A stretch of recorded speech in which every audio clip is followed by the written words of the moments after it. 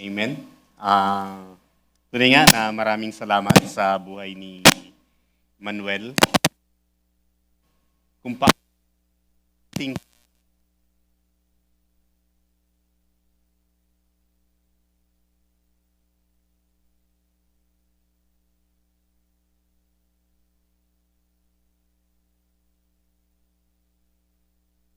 Ayan. Hello?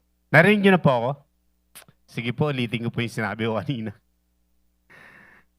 Salamat po sa buhay ng ating kapatid na si Emmanuel, na kung paano ang Panginoon ay patuloy na gumagawa ng kaparaanan para sa kanyang buhay, na patuloy siyang manatili, patuloy siyang hilain palapit ng Panginoon sa kanyang piling. At patuloy lang tayo magpatuloy, no? Ano man yung ating pinagdadaanan, sabi ko nga, ano man nakaraan, balik lang tayo sa Panginoon. Lapit lang tayo sa Kanya. Dahil ang Panginoon naman parating willing, no, na tayo ay makasama niya. Lagi siyang willing na makabanding niya tayo. Kaya lapit lang tayo sa Panginoon. Alam natin na may mga kaparaanan siyang ginagawa para sa atin.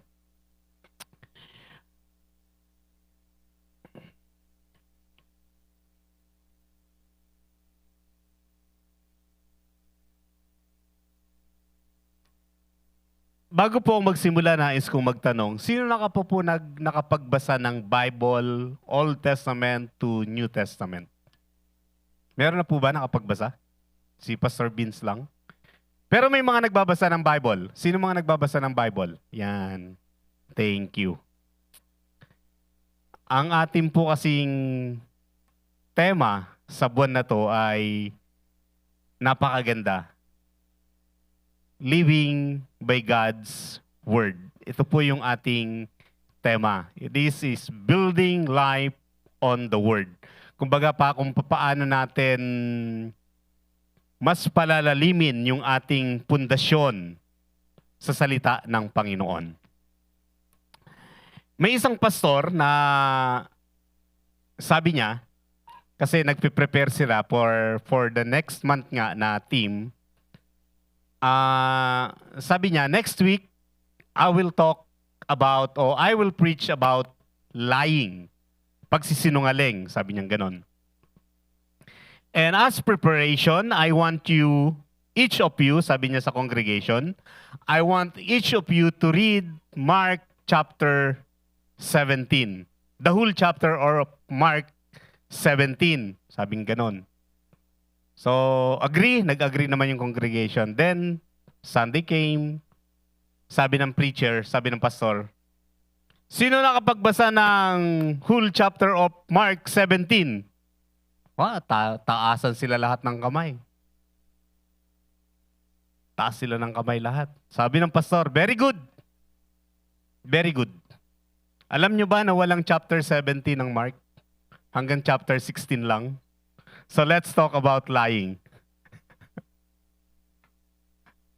Nahuli sila na hindi nga sila nagbabasa ng Bible. Kasi hanggang chapter 16 lang ang Mark. So, napakahalaga. Living by God's Word. Building life on the Word. Sabi ng mamang to, si Bill Johnson, isa siyang preacher sa Latin America, sabi niya, the study of Scripture is to connect our hearts to the one who works wonders. The wonders are to endear us to a world we cannot see. Thank you po. Sabi niya, yung pag-aaral daw ng salita ng Diyos ay para ma-connect ang ating puso doon sa gumagawa ng mga wonders, ng lumikha ng mundong ito. At yung wonder na yon ay para mailapit tayo doon sa mundo na hindi natin nakikita. Sabi nga the kingdom of God is in our midst. Ito po yung ating pamagat ng ating mensahe sa gabing ito. Why God's Word matters. A strong life is built on strong foundation. Tayo po muna tayo, sandali. Tayo po ay manalangin. Dakilang Diyos, kami po ay muling nagpupuri, nagpapasalamat sa inyo sa hapong ito. Salamat sa muling pagkakataon na kami po ay inyong tipunin upang sambahin ka sa Espiritu at katotohanan. Salamat po, Panginoon, sa pag-iingat nyo sa bawat isa na makapunta rito sa aming bahay-sambahan, Panginoon. Salamat sa inyong proteksyon. Salamat sa patuloy na kalakasan. Salamat sa patuloy na kalusugan, dakilang Diyos. Ganon din, Panginoon, itinataas namin sa inyo ang aming mga buhay. Na hari nawa, Panginoon, yung aming pagpupuri sa hapong ito ay maging masamyong handog, Panginoon, sa inyong harapan. Maging karapat-dapat, Panginoon, ang bawat isa sa amin. Salamat dahil tunay nga na hindi kami sumasamba para magustuhan mo, kundi this is our privilege as your children, Panginoon. Kung paano iniba mo ang aming identity, ganun din naman ang aming katayuan sa buhay, Panginoon. Salamat, O Diyos. This is the token of our gratitude, Panginoon, ang sambahin ka at purihin sa Espiritu at sa katotohanan. Kayo po nawa ang siyang patuloy na mangusap sa bawat isa sa amin, Panginoon. Ipadaman niyo po ang inyong presensya sa bawat isa, dakilang Diyos. At tunay nga, Panginoon, na baunin din namin ang mga salita mo, ang mga aral na aming matutunan sa gabing ito, O Diyos, upang sa araw-araw ay magamit namin ito, Panginoon, bilang gabay sa aming pamumuhay. Purihin po kayo, Panginoon, sa hapong ito. Turuan niyo po kami sa pangalan ni Jesus. Amen. Amen. Amen. Makaupo na po ang bawat isa. Why God's word matters, no? A strong life is built on strong foundation. Tandaan natin that the word of God is essential not only for our spiritual life but for our daily life, no? Yung sa ating araw-araw na buhay.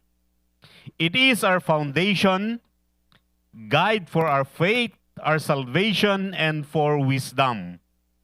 It is alive, active, and transformative. There's no other book written that can provide spiritual nourishment, can guide life, no? Can convict us, can give us direction and protection against temptation. Nagbibigay din ito sa atin ng wisdom, pagkatuto. Gusto mong maging magaling sa pagninegosyo, magaling sa pag-aaral, magaling sa pakikipagkapwa-tao. Tataas ko sana yung tablet eh. Wala pala akong physical Bible. Yung Bible, matutulungan po tayo niyan. May equip po tayo niyan sa lahat ng pagkakataon. Sabi ng ating Panginoong Kristo, no, matapos siyang mag-fasting for 40 days, gutom siya, linapitan siya ni Satanas at sabi sa kanya, nagawin mong bato, no? Kung tunay kang anak ng Diyos, kung ikaw ang anak ng Diyos, gawin mong bato. Gawin mong tinapay, baliktad. Gawin mong tinapay ang mga batong ito. No? Pero sabi niya, it is written, man shall not live on bread alone, but on every word that comes from the mouth of God. No, hindi lamang sa tinapay o sa kanin nabubuhay ang tao, no? Kundi sa bawat salita na namumutawi sa bibig ng Diyos. Tingnan muna natin yung facts ng Biblia. Facts about the Bible. The Bible is the best-selling book in history, over 5 billion copies. Dami, no? And still counting. Kasi mga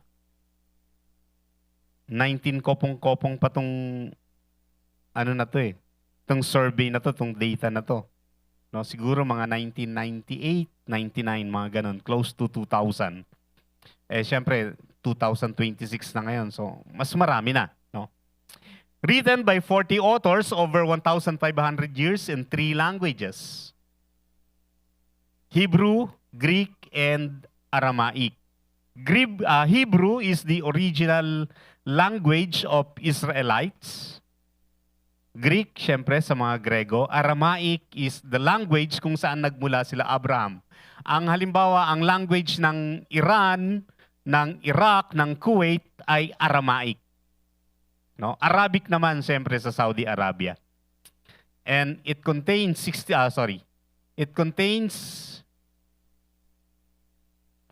natapos na kaagad.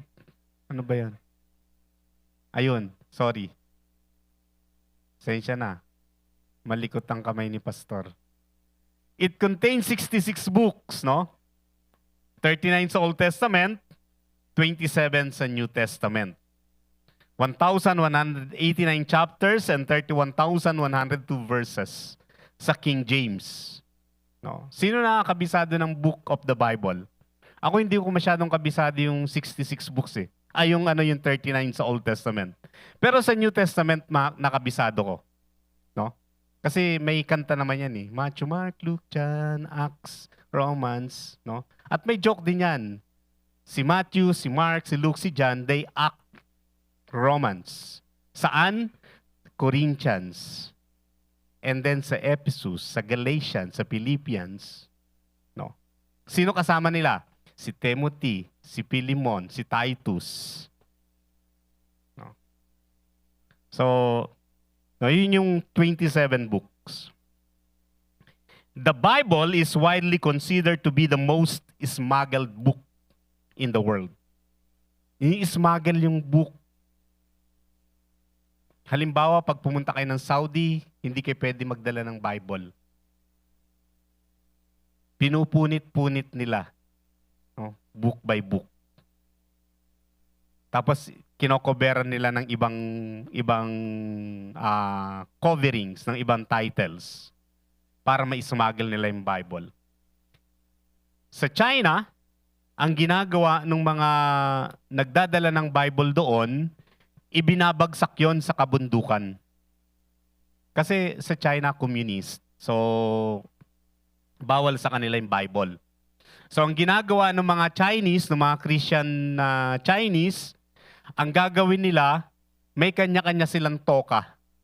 Kakabisaduhin nila. Halimbawa, ipapakabisado sa akin ni Pastor Vince yung Genesis. Kakabisaduhin niya naman yung Exodus. Even the verses, kailangan kabisaduhin ko yon.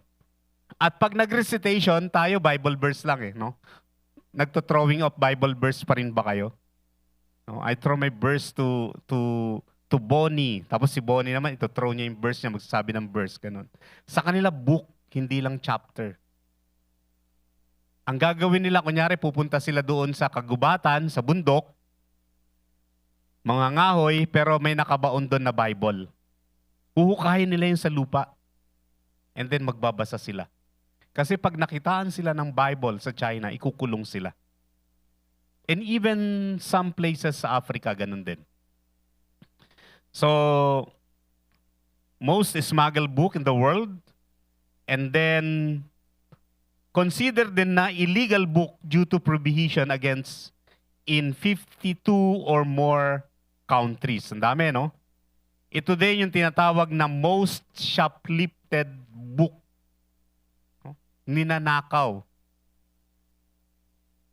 Grabe, no? At idinidistribute ito underground. So, underground distribution.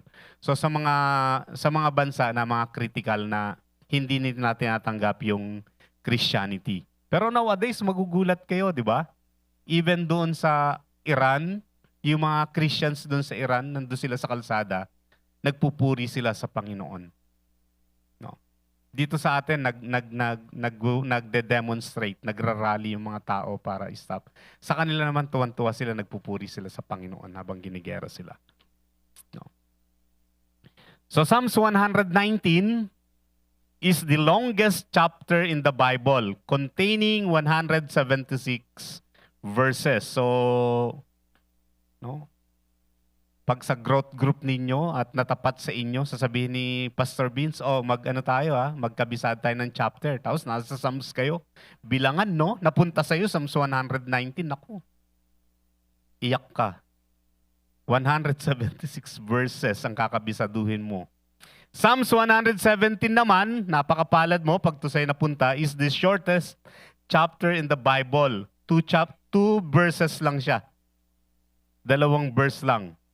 And then Psalms 117 also is the middle chapter of the Bible. Siya din yung gitna. No.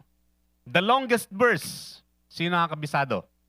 Esther chapter 8 verse 9. Hindi ko na sinulat, ang haba eh. Ito'y patungkol kay King Artaxerxes, no? So the longest verse is Esther chapter 8 verse 9. Both in NIV and King James Version. Pero sa original language niya, halimbawa sa Aramaic, ay hindi siya longest chapter. Hindi siya longest verse. Ang pinaka-longest verse sa original translation sa Greek ay yung Revelations chapter 4 verse chapter 20 verse 4, no? Yun yung pinaka-longest sa original translation, Hebrew Greek word. The shortest verse is John 11:35. Napakadaling kabisaduhin. Jesus wept.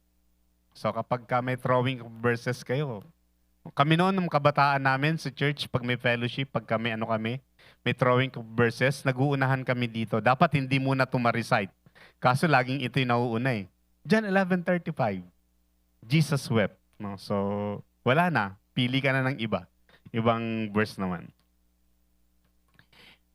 The Bible, sabi dyan, is more than literature, more than history, or the chronicles of a nation.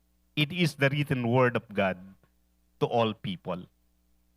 Ito'y hindi lamang nakakapaloob ng literature, no? Napakaganda, especially yung Proverbs, yung Psalms, yung Isaiah, sa New Testament, yung James, yung kanyang literary composition, no, kakaiba. Makikita nyo kung papaano yung kanilang, yung pagkakasunod-sunod, no, na parang minsan inuulit para bigyan diin yung sinasabi nung nagsasalita. More than history din. Yung Bible, salita siya ng Panginoon, pero hindi niya kino-cover yung mga kasalanan ng tao. Halimbawa, nung nagkasala si David, nakita niya si Bathsheba naliligo. Hindi yun kino-cover, hindi yun kumbaga inaano ng Bible, hindi yun tinatanggal. Nung magkasala si Eva at Adan, especially, kung paano silang walang damit, hindi yun sinesensor ng Bible. Ipinakikita sa ating lahat, nababasa natin, kung ano yung ginawang mali ng tao. Nababasa din natin kung ano yung solusyon na ginawa ng ating Panginoon Diyos. It is the written word of God to all people. As Christians, we believe in the authority of God's word. Both the Old and New Testament, they are inspired. Hindi siya basta-bastang sinulat lang ng tao. They are inspired. Infallible, ibig sabihin secured. Ibig sabihin wala siyang loophole, wala siyang mali. Perpekto yung kanyang pagkakasulat. And superior to all human authority. The Bible reveals how God loved His people. Sabi sa 2 Peter 1:20-21, sabi ni Apostle Pedro, above all you must understand that no prophecy or scripture came about by the prophet's own interpretations of things. For prophecy never had its origin in the human will, but prophets, though human, spoke from God as they were carried along by the Holy Spirit. No? Kapag sinanibang ka ng banal na Espiritu ng usap, no? yung mga historian sinusulat din yon. That's why we call the Bible as the Word of God. Salita ng Diyos. Kaya sabi ni Pablo sa 2 Timothy 3:16, sabi diyan, all scripture is God's breath and is useful for teaching, rebuking, correcting, and training in righteousness, so that the servant of God may be thoroughly equipped for every good work. No, lahat ng kasulatan. Napakapalad nga ni Moses eh. Kung tayo sa Pilipinas, meron tayong kwento ni Lola Basyang, at si Lola Basyang yung nagkukwento sa kanya, sa mga bata, si Moses ang Panginoong Diyos mismo doon sa Mount of Sinai. Ikinikwento ng Diyos kay Moses kung paano niya ginawa ang mundo. Kung paano niya iningatan ng tao, ginabayan ng tao, at kung paano niya pinili yung lipi nila Moses, yung kanilang ama, si Israel.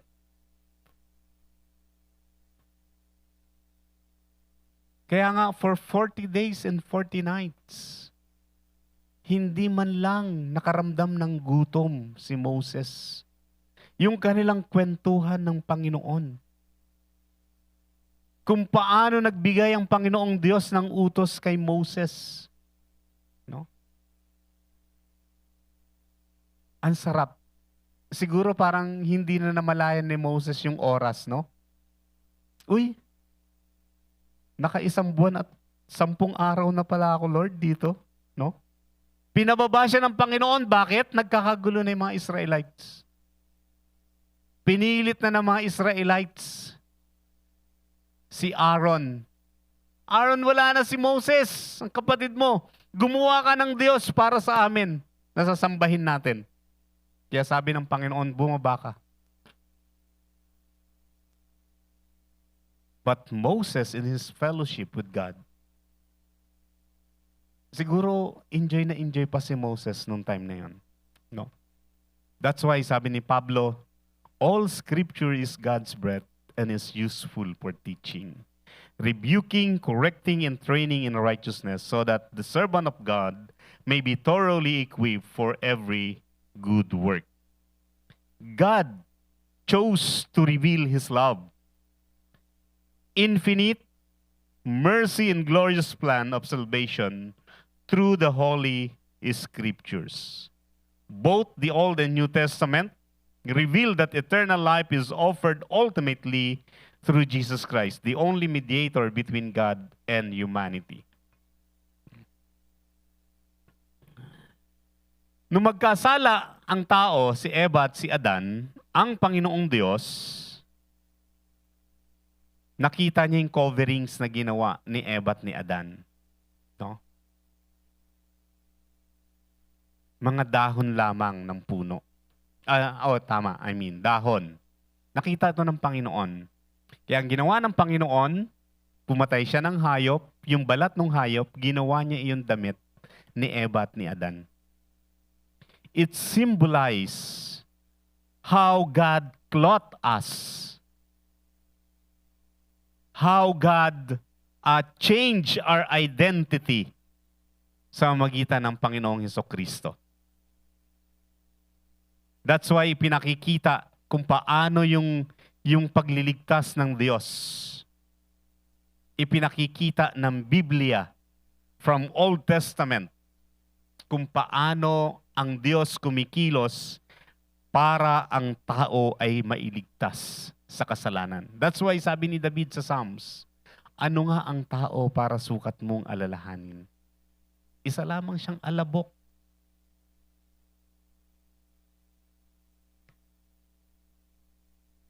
In 1 Timothy 2:5, sabi ni Apostle Pablo, for there is one God and there is one mediator between God and men, the man Jesus Christ. Siya yung ating mediator. Hindi tayo makakalapit sa Panginoon kung tayo lang. But because of our Lord Jesus Christ, He make it possible na makalapit tayo. Sa Old Testament, para makalapit ka sa Diyos, kailangan magdala ng iyong handog ng mga hayop. Yung dugo nun, yung katawan nun, iahandog sa Panginoon para makalapit ka. Kaya nga na-develop nila yung kaisipan na parang kaya nilang utuin ng Panginoon. Maghandog lang tayo ng hayop.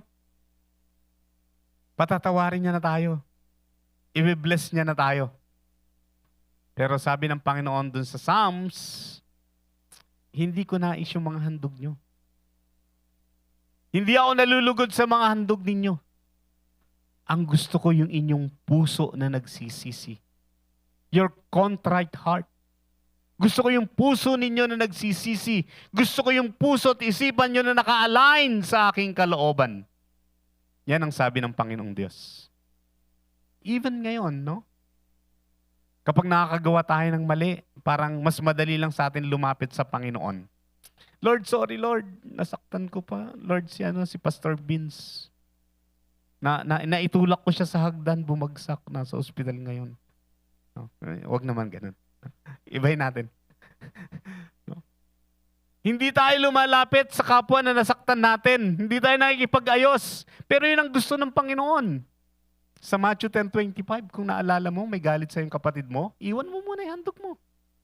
Balikan mo siya, makipagkasundo ka sa kanya. And then, saka bumalik, saka ka maghandog. Yun ang gusto ng Panginoon. Pero minsan akala natin, lapit lang tayo sa Panginoon, sige manghingi tayo. Yes, mapagpatawad ang Panginoon. 1 John 1:9, if you confess your sin, He is willing to forgive you. But you must know the truth. Lumapit ka muna dun sa tao na kung kanino ka nagkasala. Makipag-ayos ka sa kanya. Then both of you go to God. Ask forgiveness. The Word of God is eternal and unchanging. Sabi sa Isaiah 40 verse 8, the grass withers and the flowers fall, but the Word of God, the Word of our God, endures forever. Mananatili ang salita ng Diyos. Kaya ang Panginoong Diyos, hindi siya nagpabago. Kung ano yung ayaw niya noon, hanggang sa panahon natin ngayon, ayaw niya pa rin yun. No? Hindi natin pwedeng gamitin yung ating intellect. Hindi natin pwedeng gamitin yung ating status in life na para bagang we can change the mind of God. No. The Word of God is eternal and unchanging. Psalms 119 verse 89. Your word, Lord, is eternal. It stands firm in the heavens. No? Eternal. Maglalaho ang lahat sa mundong ito, pero ang kanyang salita ay hindi magkakabula. At matutupad lahat ng sinasabi ng Panginoon. Kaya nga yung ating hari, ang Panginoong Kristo, when He speak the word, it's not suggestions. It's not for you to consider. It is a commandment. It is for you to obey. Kailangan magkaroon tayo ng obedience sa salita ng Panginoon. Hindi ito na, sige, pag-iisipan ko pag may time, susundin. No, hindi. Hindi po ganon.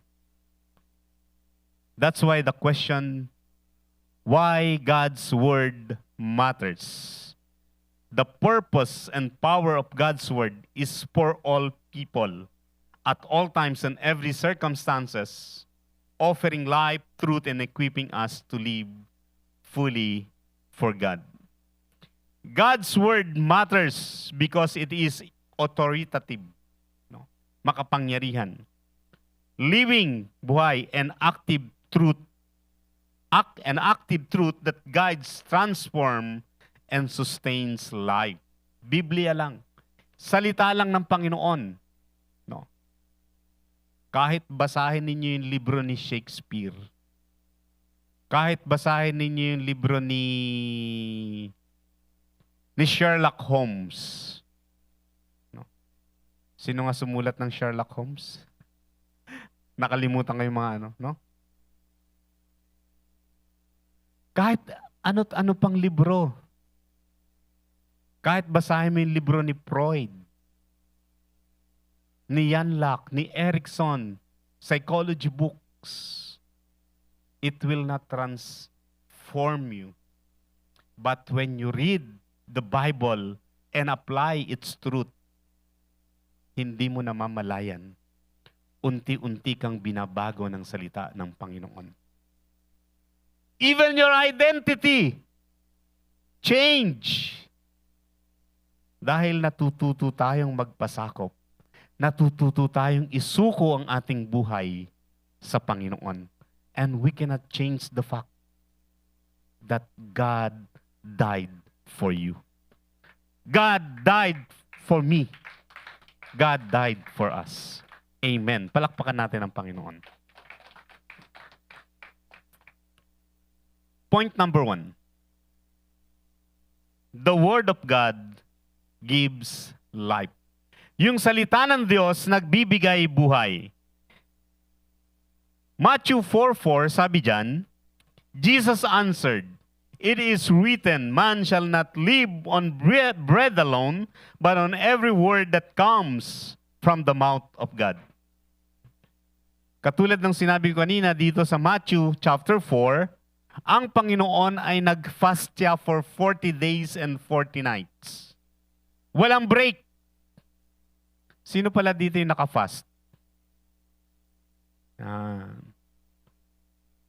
Some of our leaders are naka-fast, no? Ang Panginoon, nag-fast siya 40 days and 40 nights, walang pagkain, walang break, no? Mabait si Pastor Vince, binigyan niya kami ng break. May oras lang na break, no? Pero ang Panginoon, wala siyang break. 40 days, 40 nights. Imagine. Prayer and fasting. No? Actually, dito lang uli sa CLCC, na-revive yung aking pagpapast. It stands on its name. Change life. No? So, purihin ang Panginoon.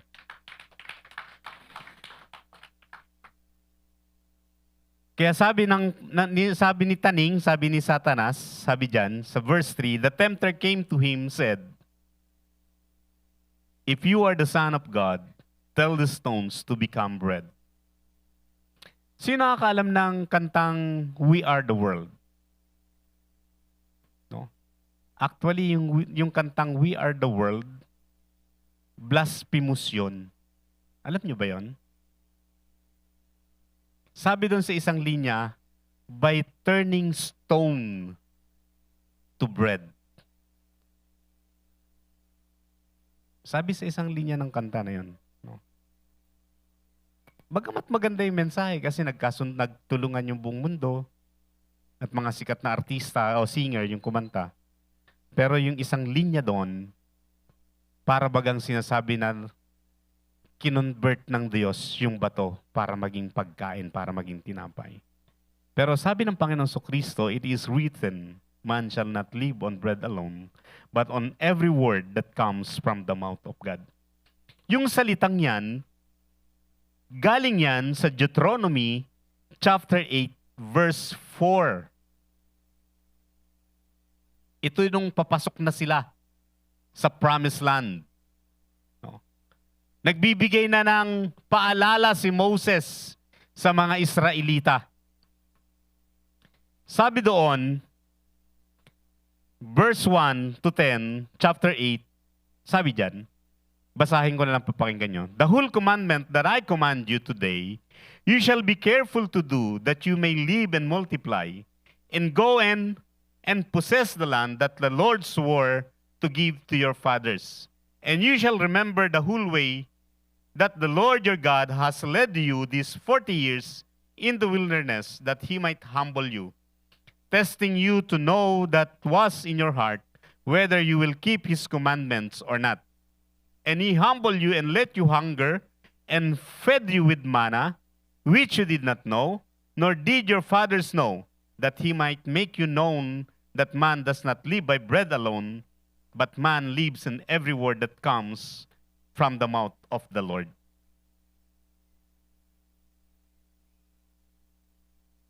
Sabi pa doon, your clothing did not wear out, and your foot did not swell these 40 years.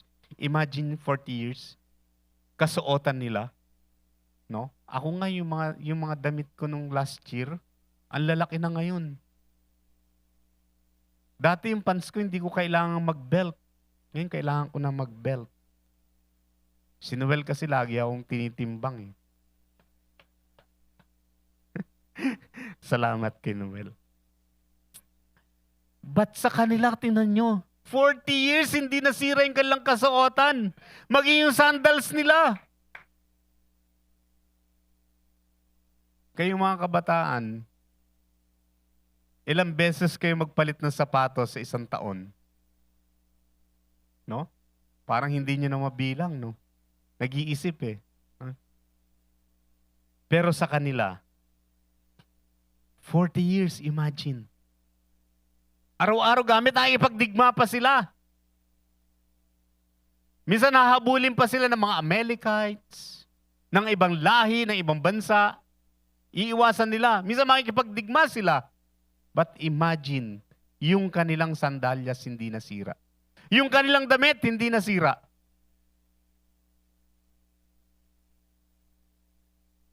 40 years. Pinakita ng Panginoon, hindi man kumakain kayo ng sagana, pero hindi kayo namatay dahil sa gutom. Namatay ang iba sa inyo dahil sa katigasan ng inyong ulo. Katigasan ng kanilang ulo. That's why yung mga tao na umalis sa Ehipto, lumabas, hindi na nakapasok sa Promised Land dahil ang tigas ng ulo. Mga minamahal, paalala din sa bawat isa sa atin, huwag nating patigasin ang ating ulo.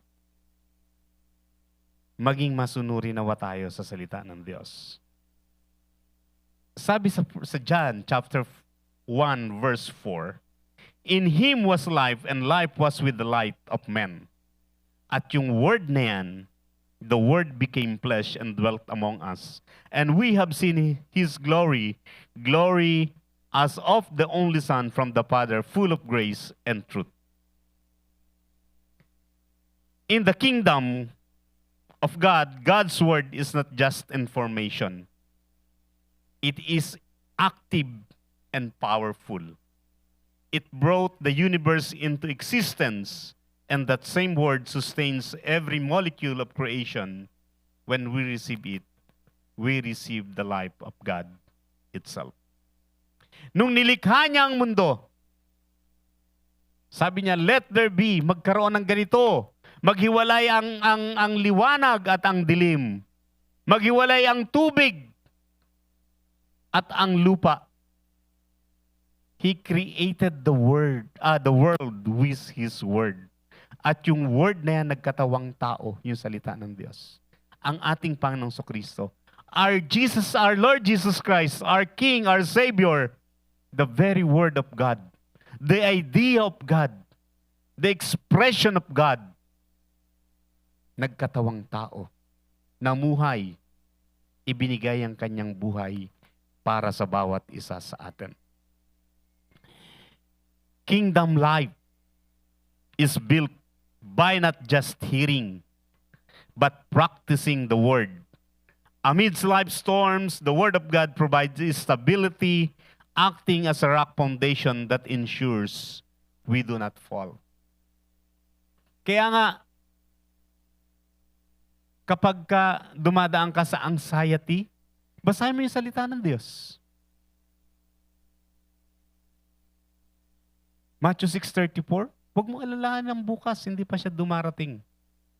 Saka mo siya alalahanin pag dumating na. Pag heartbroken ka, basahin mo ang Bible.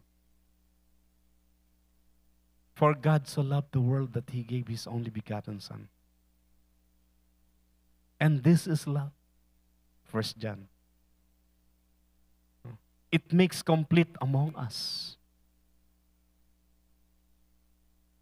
Pag malungkot ka, basahin mo ang Bible. Hebrews 13:5. Hindi kita iiwan. Hindi kita pababayaan. Nasa Biblia lahat ng kasagutan. Sarap, no? Katulad ng pagkain, no? Physical na pagkain, sinusustain nito yung ating katawan. Ganon din naman ang salita ng Diyos. It sustain our spirit para tayo ay maging alive, magpatuloy, not just to survive, kundi mag-thrive.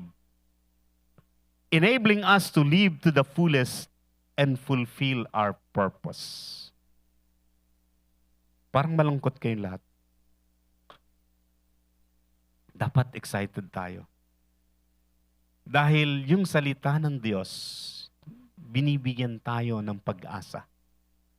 Alam nyo ba kung ilang pangako ang binitawan ng Panginoong Diyos sa Biblia? It's more than 2,000, no? 2,000 verses na binigay niya ang kanyang pangako. At ilang araw meron tayo sa isang taon? 365. Meron tayong almusal, tanghalian, hapunan, 2 meriendang pangako. 5 promises every day na ibinigay ng Diyos sa atin. Tapos malulungkot kayo. No? Nabibigatan ng sarili ninyo. The Word of God has the power to save, heal, and cleanse. It works within believers to replace the decay of the world with the life and joy of the kingdom. That is why the Word of God gives life. Point number 2. Sarap, no? Hanggang mamaya tayong 8:00, okay lang. The Word of God reveals truth, no? Sabi ni John sa 1 John chapter 4, verse 1, Beloved, do not believe every spirit, but test the spirits to see whether they are from God. For many false prophets have gone out into the world. Huwag daw tayong maniwala sa lahat, but test every spirit. Alam niyo sa panahon ngayon, yung mga influential na tao, nagsasalita as if dahil naging matagumpay sila sa buhay, umangat sila, naging sikat sila, as if sila yung may hawak ng katotohanan. They even distort the truth of God. Naniniwala sila na ang Diyos ay mapagmahal, mapagpatawad, pero hindi nila mapaniwalaan na ang Diyos ay namumuhi sa mga gantong gawain. Na ang Diyos ay namumuhi sa gantong klaseng style ng pamumuhay. In our generation today, information is everywhere. Sometimes we are forced to believe on their stories. But sabi ni John, do not believe in every spirit. Test the spirit to see whether they are from God. Paano niyo malalaman kung mula sa Diyos? Hindi niya lang kino-quote ang Bible. Kasi si Satanas di ba? Nung tinukso niya ang Panginoon, kino-quote niya din yung Bible. Kundi tingnan ninyo yung bunga ng salita ng Diyos sa kanyang buhay. Sabi niya, makikita ninyo yung mabuting espiritu sa pamamagitan ng bunga nito sa kanyang buhay. Ano ba yung bunga nito sa kanyang buhay? That's why ako nagpapasalamat sa Panginoon. Ginamit niya yung CLC kasi to change life, no? Ang sarap makinig ng mga testimony ninyo. Every Thursday, every Sunday, iba't ibang mga tao yung nag-testimony, pero isa lang yung pinakatotohanan. The Lord affects your life. At binabago niya tayo araw-araw. Kaya sabi ng Panginoon, John 14:6, I am the way, the truth, and the life. No one comes to the Father except through me. When you know the truth shall set you free. Sabi ng Panginoon, siya lang yung daan, katotohanan. Kapag sinabing katotohanan, the principles of the Bible must be applied. Hindi ito parang isang pizza, yung slice. 2 slice lang ang kukunin mo, the rest hindi mo na kukunin. O 3 slice lang ang kukunin mo, the rest, no. Taking the Bible is like taking the whole slices of pizza. Wala kang itatapon doon. Wala kang lalaktawan doon. Hindi porke nakita mo na, ay, napakahigpit nito. Ayoko to. Ito, gusto ko to. No? Hindi tayo namimili ng salita ng Diyos. Dahil ang Panginoon, nung inibig niya tayo, hindi rin naman siya namili. Hindi niya nakita na, ay, ayoko tong tao na to, matigas ang ulo nito. Hindi naman ganun eh. Tinawag tayo ng Panginoon. Ngayon, sasabihin, Pastor, bakit maraming wala rito? Kasi ayaw nilang tumugon. Ayaw nilang tumugon sa panawagan ng Panginoon sa kanila. That's why, even that love, it must be based on biblical truth. Nagmamahal ka? Paano ka magmahal? Ang katotohanan sa pagmamahal, kapag yung tao na gumagawa ng mali, hindi mo kinokorek, hindi mo siya mahal. Kung totoong mahal mo yung tao, kinokorek mo siya sa maling uri ng kanyang pamumuhay. If you really love that person, especially if your love is agape, the biblical and divine love, yun ang gusto mong i-apply sa iyong mahal sa buhay, itutuwid mo sila. Sasabihin mo sa kanilang katotohanan ng Panginoon. That's why sabi ng Panginoon, I am the way, the truth, and the life. Hindi tayo makakarating sa langit. Hindi tayo paghaharian ng Diyos sa mamagitan ng sarili nating kaparaanan.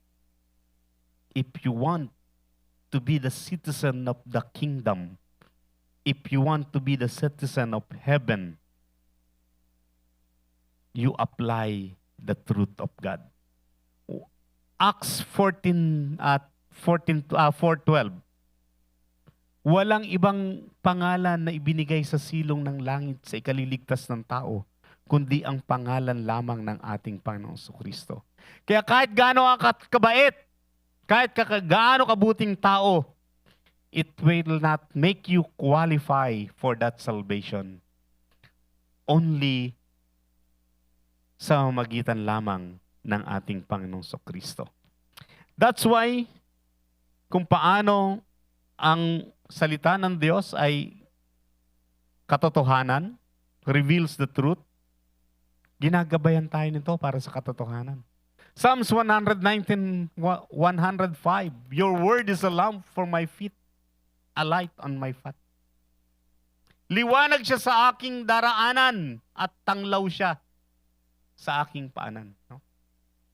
Ibig sabihin yung direction mo, ginagabayan ka ng salita ng Panginoon. For every decisions in life, gagabayan ka ng salita ng Panginoon.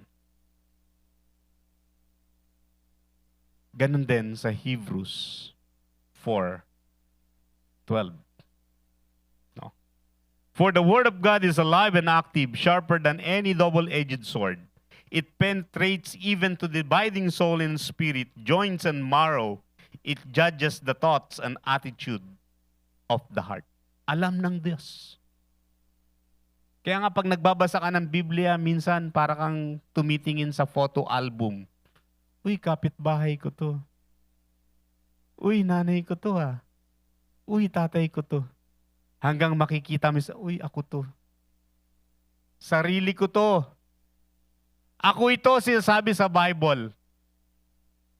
Do you know that every one of us, meron tayong espiritu ng katulad ni Samson. Malakas. Pero ayaw sumunod sa kalooban ng Diyos. Every one of us have a spirit of Peter. Matapang, handang ibigay ang sarili. Pero pagka nako-corner na siya, itinatatwa niya ng Panginoon. That's why, kapag nagbabasa ka ng Biblia, para ka lang tumitingin sa photo album. Nagpe-penetrate dito. Sabi nga parang double-edged sword. No? Kabilaan yung talim.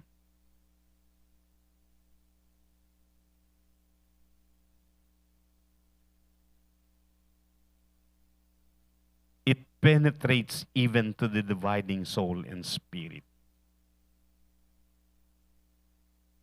Si Samurai X, baliktad yung talim ng espada. Pero yung salita ng Panginoon, double-edged, kabilaan yung talim. Diba? Kaya, yung espada ni Samurai X, okay lang. Kasi baliktad yung talim. No? Pero ito, no, wala ang kawala. Yung puso, yung isip, yung espiritu mo, nahahati niya. That's why nandun yung pagkakonsensya. Kaya nga pagka naging Kristyano, isinuko mo na yung buhay mo sa Panginoon, pag nakagawa ka ng mali, parang, alam mo yon, parang umuwi ka na sa bahay mo, parang inaano pa rin yung utak mo. No? Ano yung ginawa mo kanina? Nangopya ka na naman ah. No? Nandaya ka na naman sa exam ah. So, nakokonsensya ka ngayon.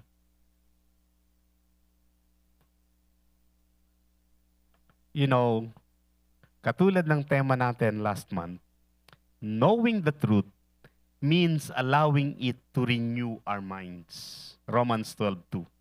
And transform our lives, breaking the chains of fear, insecurity, and deception. The truth only liberates when it is believed, applied, and lived out. No? Kaya, kapag nagkamali ka at lagi mo itong naiisip, it means that the Holy Spirit is working in your life. At ayaw niya nang maulit yon. Anak, huwag mo nang ulitin yun, nakakahiya. Anak, mag-review ka. Para di ka nangongopya. No? Anak, ayusin mo. Pareho tayo mapapahamak. Di ba? So the truth only liberates when it is believed, applied, and lived out. We have to actively declare Scripture over a life to activate its power. No? I-activate natin, i-declare natin. Lord, I declare that the fruit of the Holy Spirit will be active in my life. Lord, I declare the agape love ay mag-activate sa aking buhay. That everything I do must be founded in agape love. No amen? Uli? Amen. Let's activate the Word of God in our life. Panghuli. No. Yan, parang nakangiti na yung iba sa inyo kasi narinig nyo na yung panghuli. No. Parang bigla kayo na nangiti lahat eh. No? The Word of God equips believers for every good works. No? 2 Timothy 3:16-17, sabi dyan, all Scripture is God's breath and is useful for teaching, rebuking, correcting, and training in righteousness. Verse 17, so that the servant of God may be thoroughly equipped for every good work. 2 Timothy 3:16 to 17. Ang salita ng Diyos or ang Biblia or ang Scripture, nagpo-provide sa atin ng lahat ng ating pangailangan sa buhay. For godliness, ensuring us, believers, that we are fully furnished for every good work. Sa lahat ng mabubuting gawa. Kaya nga minsan, pagka yung Kristiyano gumawa ng mali, nakaano na ba kayo? Kristiyano pa naman siya tapos chismosa. No? Parang, naano kagad, no? Pero pagka iba, di ba? Okay lang. Parang normal lang ba sa kanila yon?